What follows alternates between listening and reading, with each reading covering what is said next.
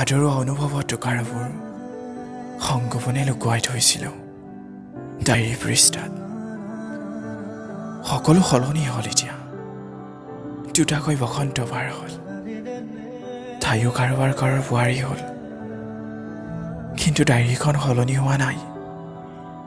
সলনি হোৱা নাই ডায়েৰীৰ আবদ্ধ হৈ থকা শব্দবোৰ, অনুভৱবোৰ। আজি লুটিয়াই চাব মন গ'ল সাধুৰ হৈ ৰোৱা শুকা পৃষ্ঠাবোৰ। কতো যে মৰম, ভালপোৱা, খং, অভিমান আৰু মাজে মাজে ব্ৰেকআপ।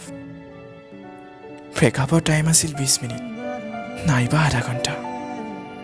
তাৰপিছত আকৌ আৰম্ভ হৈছিল তাইৰ মোৰ মাজৰ ভালপোৱাৰ আলিংগন।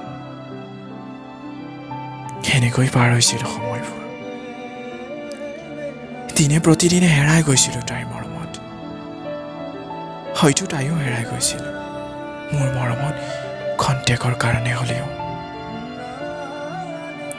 সেনেকৈ সময়বোৰ অতিবাহিত হৈছিল মিঠা মিঠা স্মৃতি হৈ। কিন্তু লাহে লাহে তাই সলনি হৈছিল। কেতিয়াবা যদি ফাগুনৰ বচোৱা বতাহ, কেতিয়াবা বাৰিষাৰ ধুমুহা, আৰু হঠাতে এদিন তাই হেৰাই গৈছিল সজু আত্মাটো খং অভিমানৰ। তাই বিহীনতাত শুকা হৈ ৰৈছিল মোৰ ডায়েৰী পৃষ্ঠাবোৰ।